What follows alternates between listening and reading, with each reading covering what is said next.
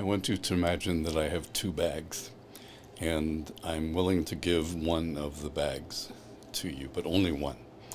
And you need to decide which one it is you would like to have me give you. So let's imagine that one bag is a bag called grace, and another bag is a bag called mercy. Would you prefer to have grace or mercy? The beatitude that we are considering is, "Blessed are the merciful, because they will be shown mercy." I think that in many ways we've allowed grace to kind of overshadow mercy. And grace, of course, is a provision of God's favor and love to us, in which we delight, and we enjoy every which way that we receive grace. However, perhaps we should say that mercy is kind of the forgotten virtue.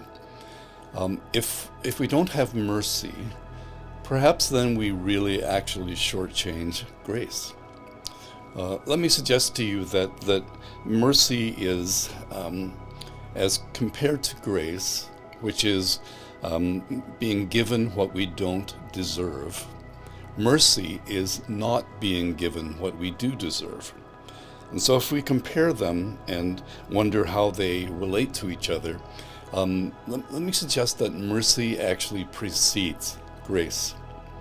And if we understood how deceptive our hearts can often be, even as growing followers of Jesus, we may fall into the trap of feeling even the aspects of grace that we enjoy are somehow or other the results of good things that we have done. And mercy really stops that in its tracks. Mercy is like when I play games with my grandkids, and I look at the hand that I've just been given, and I look at my grandkids who are probably going to thrash me in a moment, and I realize that I've got nothing. I look at the cards and I think, I've got nothing here. I have a terrible, terrible hand. That's what mercy is. It's when we look at ourselves, our resources, our accomplishments, our virtues, and we honestly have to say, I've got nothing.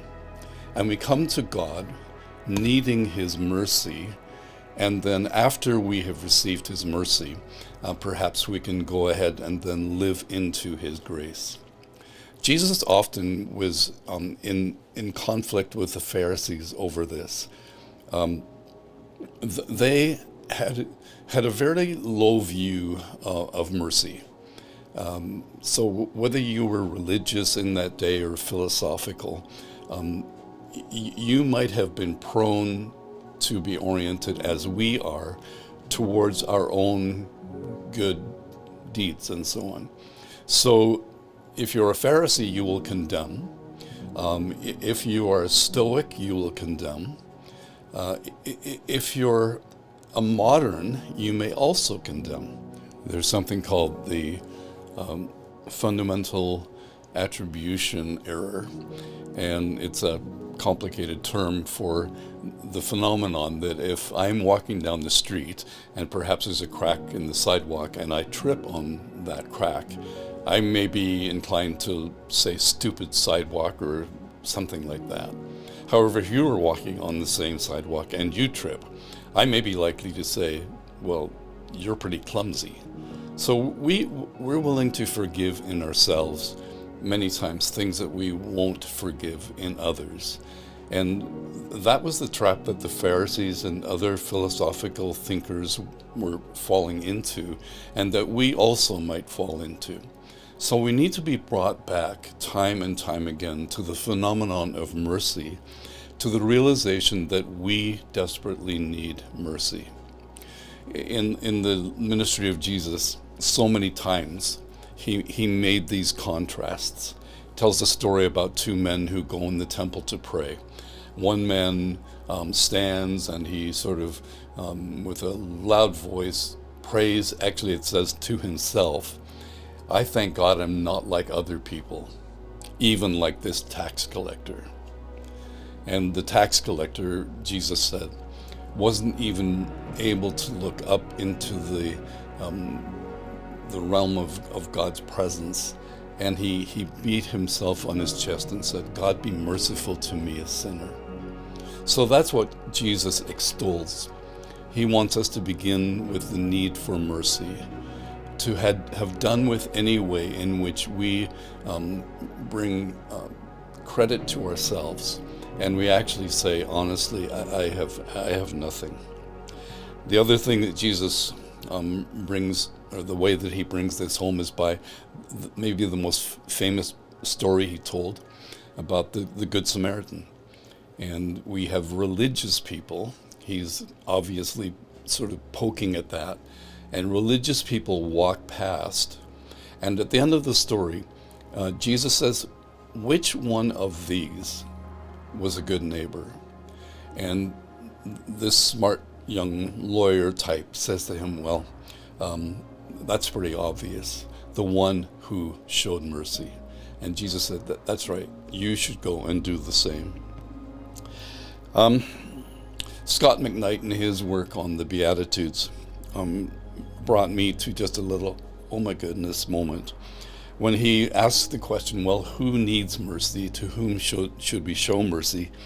He says, those in need, those suffering injustice, those who are poor, those who are oppressed, and those who have failed. I'm good with all that he says until he says all who have failed. And I realize that it is very hard for me to have mercy on people who have failed. And we are not very good at showing mercy to those among us who fail. The church has, it's been said, been guilty of shooting its wounded. And we need to be willing to realize that we all start with having nothing. And there are those for whom someone else has done something that has hurt them. There are some that have, by their own failures or inadequacies, have ended up in a dark place. And there are those who failed. And all of us need mercy. We need to come together and say, we've got nothing, and we long for God's mercy. And then after God's mercy, we accept everything else by grace, and understand that we didn't deserve anything to start with. But God did not give us what we did deserve, and he has far more amply given us what we don't deserve. Blessed are the merciful, for they will be shown mercy.